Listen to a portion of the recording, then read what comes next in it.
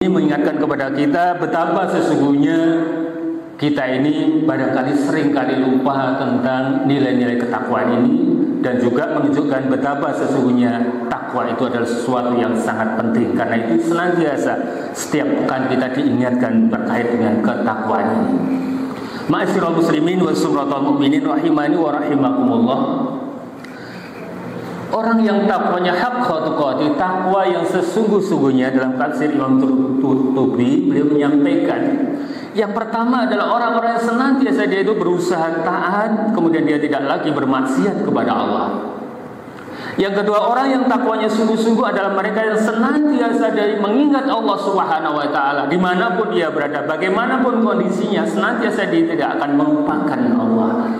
Ketika membangun pribadinya dalam rangka ingat kepada Allah, membangun rumah tangganya dalam rangka ingat kepada Allah, maka ketika dia membangun bangsa dan negaranya pun dia tidak lupa kepada Allah Subhanahu wa taala. Yang ketiga, orang yang takwanya sungguh-sungguh adalah mereka yang senantiasa bersyukur kepada Allah, tidak akan pernah kufur atas nikmat Allah. Orang-orang yang pandai melihat nikmat Allah yang ada pada dirinya, dia menjadi ahli syukur, maka setelah itu dia tidak akan kufur lagi atas nikmat Allah. Taat, tidak maksiat kepada Allah, ingat, tidak lupa kepada Allah, bersyukur, tidak kufur atas nikmat Allah. Itulah takwa yang haqqa tuqati, takwa yang sesungguh-sungguhnya. Para jamaah yang dirahmati Allah Subhanahu wa taala, dalam setiap perjalanan hidup kita tentu kita membutuhkan yang namanya bekal. Panjenengan datang ke tempat kerja butuh yang namanya bekal. Kalau kita mudik maka bekalnya semakin bertambah. Kalau menunaikan ibadah haji, bekalnya bertambah lagi, bertambah lengkap, bertambah sempurna lagi. Apatah lagi para jamaah dirahmati Allah, ketika kita mengarungi perjalanan hidup dari dunia hingga ke kampung akhirat, tentu kita butuh yang namanya bekal. Al-Quran telah memberikan petunjuk kepada kita sekalian apa yang harus menjadi bekal di dalam kita mengarungi kehidupan dunia hingga ke kampung akhirat ini. Di dalam surat Al-Baqarah ayat 197, Allah Subhanahu wa taala berfirman, "Wa tazawwadu fa inna khairaz zadi taqwa." Maka berkalah kalian, dan sesungguhnya sebaik-baik bekal adalah takwa.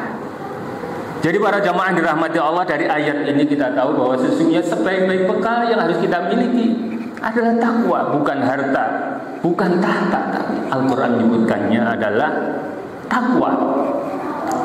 Dalam hadis yang diriwayatkan oleh At-Tirmidzi, satu saat ada seorang sahabat ketika hendak melakukan perjalanan minta bekal kepada Rasulullah. "Ya Rasulullah, berikanlah bekal kepadaku."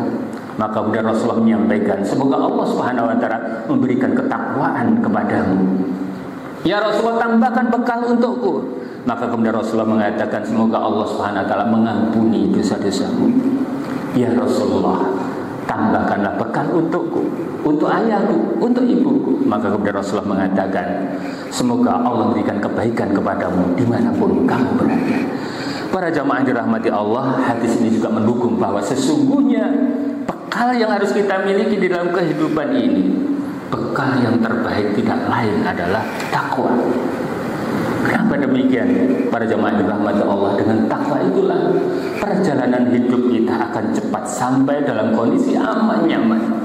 Orang yang bertakwa kepada Allah Subhanahu wa taala akan mendapatkan berbagai macam fadilah, keutamaan. Wa may yattaqillaha yaj'al lahu makhraja. Barang siapa bertakwa kepada Allah akan memberikan makhraja, jalan keluar kalau punya masalah. Wa yarzuqhu min haitsu la yahtasib. Allah berikan rezeki yang datangnya tidak disangka-sangka. Wa may yattaqillaha yukaffir 'anhu sayyi'atihi wa yu'dhim lahu ajran. Orang yang bertakwa kepada Allah, ketika kita melakukan satu kesalahan oleh Allah, kesalahan itu ditutupi oleh Allah. Sementara ketika kita melakukan kebaikan, maka Allah lipat gandakan pahalanya. Wasairu ila maghfiratin min rabbikum wa jannatin 'arduha as-samawati wal ardu u'iddat lil muttaqin. Dan bersegera kalian kepada ampunan Allah dan surganya yang seluas langit seluas bumi, yang diperuntukkan bagi orang-orang yang bertakwa. Tempat akhir orang yang bertakwa adalah surga. Karena itulah para jamaah yang dirahmati Allah Subhanahu wa taala, mari kita sama-sama berusaha berikhtiar agar kita mencapai derajat ketakwaan. Para jamaah yang dirahmati Allah Subhanahu wa taala, pertanyaan adalah apa ikhtiar? yang harus kita upayakan agar kita ini senantiasa mendekati nilai-nilai ketakwaan itu, bahkan punya nilai takwa yang haqqa tuqatih. Dan bagaimana pula ketika kita sudah punya nilai takwa, kemudian nilai ketakwaan itu terpelihara dengan baik, maka para jamaah dirahmati Allah, paling tidak ada 5 perkara yang harus kita upayakan agar kita senantiasa cenderung menjadi orang yang bertakwa, dan nilai-nilai ketakwaan itu senantiasa bersemayam pada diri kita masing-masing. Yang pertama yang harus kita upayakan adalah mengingat sumpah dan janji-janji kita kepada Allah, kepada Rasulullah. Mu'ahadah, kita ingat-ingat mu'ahadah kita semuanya kepada Allah, kepada Rasulullah.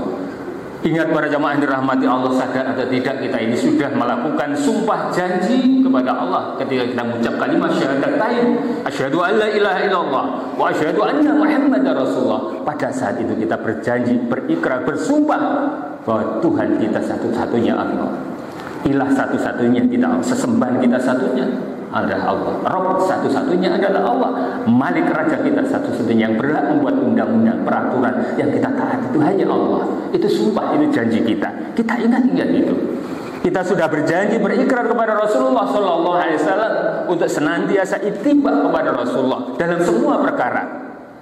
Ketika kita mengucap kalimat syahadatain para jemaah, sesungguhnya pada saat itu kita juga sudah berjanji, berikrar, bersumpah untuk senantiasa ittiba kepada Rasulullah, berusaha mencontoh Rasulullah dalam semua perkara. Mari kita ingat-ingat sumpah dan janji kita itu. Kalau orang itu senantiasa mengingat sumpah dan janjinya, dan dia tidak ingin disebut sebagai orang munafik, maka dia akan melaksanakan sumpah dan janjinya itu. Kita juga para jamaah sahabat ya Allah senantiasa sehari semalam paling tidak 17 kali ketika kita membaca, mengucap suratul Fatihah, di sana ada sumpah dan janji kita kepada Allah. Iyyaka na'budu wa iyyaka nasta'in. Hanya kepadamu ya Allah kami menyembah. Hanya kepadamu ya Allah kami mohon pertolongan. Mari para jemaah dirahmati Allah, betulkah ketika kita punya permasalahan kita tidak lari ke tempat lain, kita larinya hanya kepada Allah? Ataukah sebaliknya? Ingat-ingat sumpah janji kita. Qul inna sholati wa nusuki wa mahyaya wa mamati lillahi rabbil alamin. Katakanlah sungguh salatku, ibadahku, hidup matiku untuk Allah Rabbul Alamin. Lagi-lagi kita bersumpah kepada Allah, hidup mati kita 24 jam itu untuk Allah. Apakah ketika kita bekerja, berangkat dari rumah ke tempat kerja itu niatnya karena Allah? Ketika kita berkeluarga niatnya karena Allah? Ketika kita bermasyarakat, apakah betul-betul niat kita adalah lillahi rabbil alamin ataukah tidak? Mari kita ingat sumpah dan janji kita. Orang yang senantiasa mengingat sumpah janji muahadahnya ini, insya Allah dia akan terdorong untuk senantiasa taat kepada Allah, dan itulah takwa. Yang kedua, ma'asyiral muslimin rahimani wa rahimakumullah, bagaimana upaya kita agar kita senantiasa terjaga nilai-nilai ketakwaan kita adalah dengan muraqabatullah, merasakan pengawasan melekat pada diri kita bahwa sesungguhnya Allah yang maha mengetahui, punya malaikat raqib atid yang senantiasa mengawasi semua gerak-gerik kita, gerakan hati kita, gerakan tangan kita, semua gerakan anggota tubuh kita terekam dengan baik oleh Allah Subhanahu wa taala lewat para malaikat raqib atid. Kebaikan dicatat oleh raqib, keburukan kita dicatat oleh atid. Catatannya itu tidak pernah terhapus, titik komanya semuanya. CCTV rekaman ini nanti akan ditunjukkan kepada kita semuanya. Para jemaah yang dirahmati Allah Subhanahu wa taala, ketika kita merasakan pengawasan yang melekat dari Allah Subhanahu wa taala yang demikian ini, dan kita tahu bahwa Allah Maha melihat, Allah Maha membalas semua apapun yang kita lakukan dengan sangat adil, maka kita pun rasanya tidak mungkin melakukan sesuatu yang menyebabkan murkanya Allah. Dan itulah yang disebut dengan takwa, meninggalkan apa yang dilarang oleh Allah untuk dilakukan.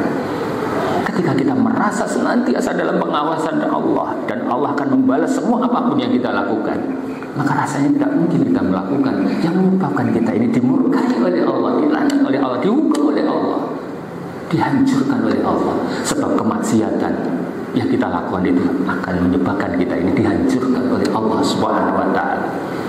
Ingat satu hadis para jamaah dirahmati Allah Subhanahu wa taala berkaitan dengan muraqabatullah. Hadis yang diriwayatkan Imam Ibnu Majah. Satu saat Rasulullah mengatakan, ada satu umatku nanti di hari kiamat kelak, dia membawa kebaikan seolah sebagai saking banyak bagaikan gunung Tihamah yang berwarna putih. Namun oleh Allah Subhanahu wa taala kebaikan itu dihadapi haba'an mansura, bagaikan debu yang berterbangan. Kenapa demikian ya Rasulullah?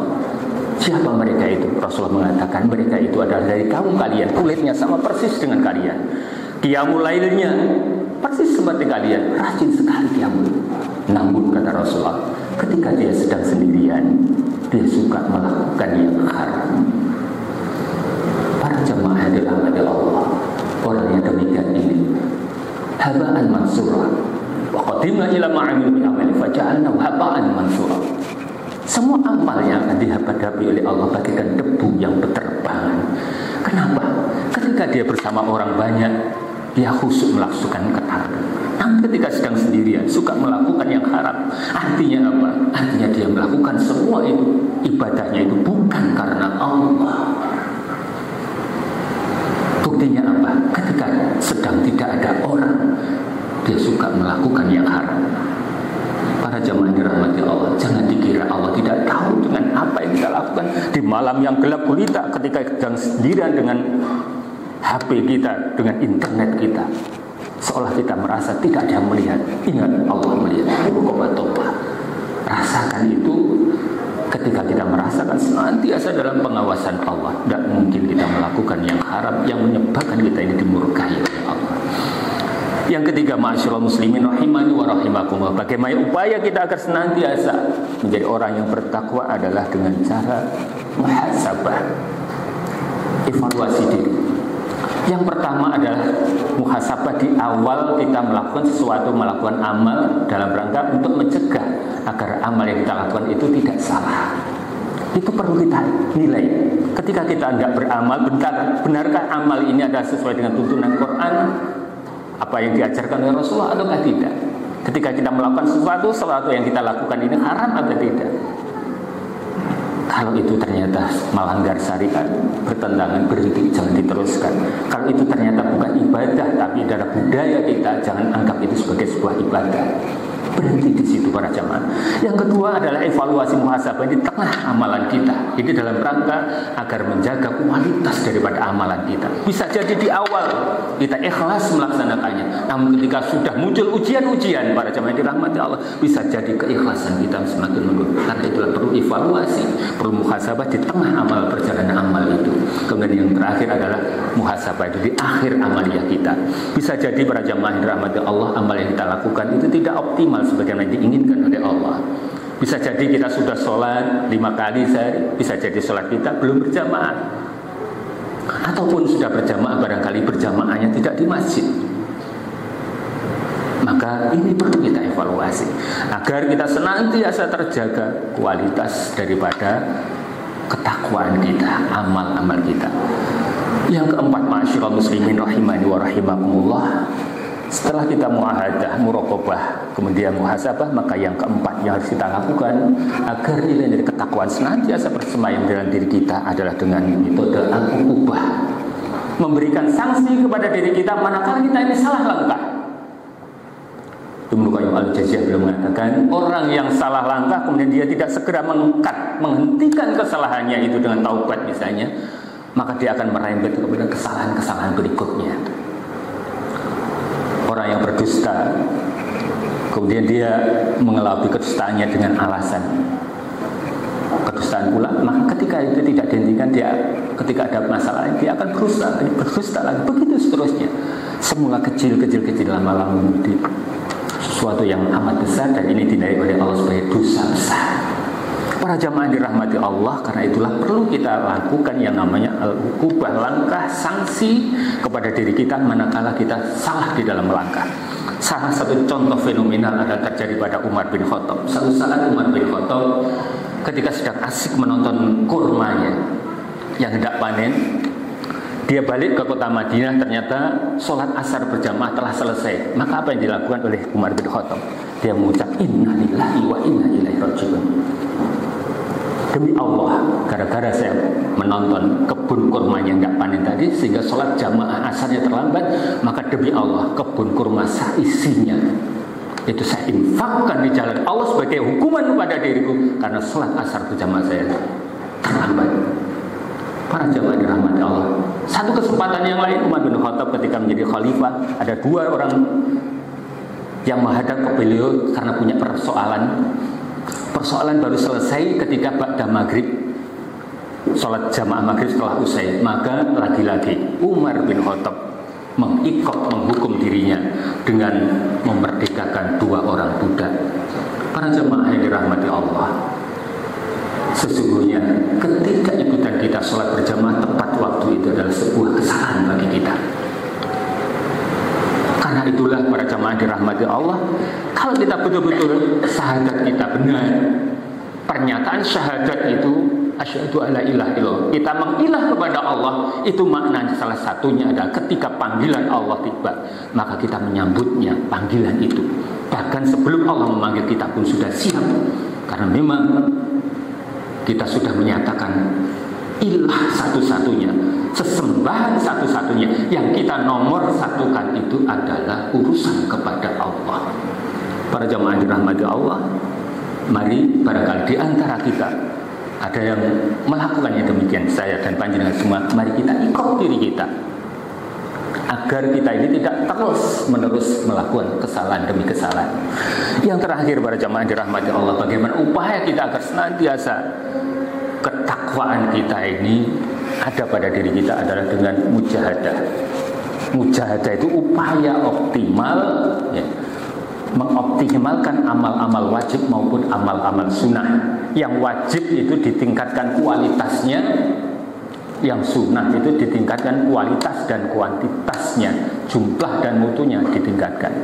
Para jamaah yang dirahmati Allah, Rasulullah menyampaikan bahwa ada kalanya kita ini bosan beramal, ada kalanya bosan bersolat berjamaah, ada kalanya bosan ke pengajian, ada kalanya kita bosan baca Al-Quran. Disampaikan oleh Rasul demikian.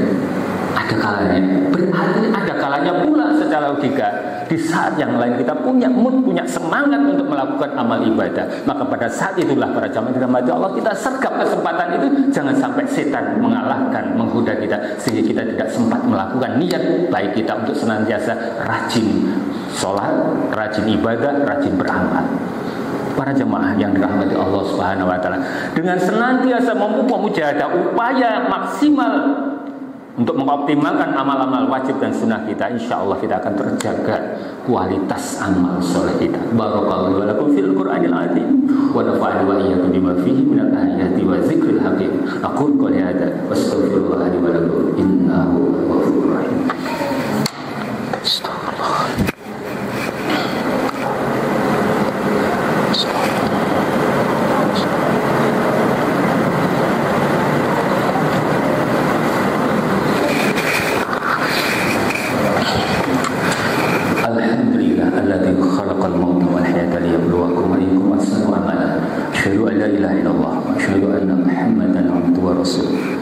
Ya ayyuhalladzina amanu taqullaha haqqa tuqatih wa la tamutunna illa wa antum muslimun. Ma'asyiral muslimin wa bismillahir rahmanir rahim.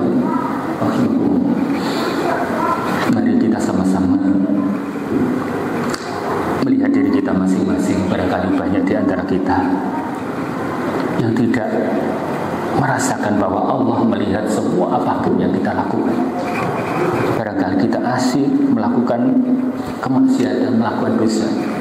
Dosa itu kata Rasul adalah sesuatu yang ketika orang lain tahu kita merasa malu. Itu pertanda bahwa apa yang kita lakukan itu adalah dosa.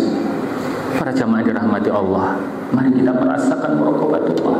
Mari kita senantiasa mengingat sumpah-sumpah janji-janji kita.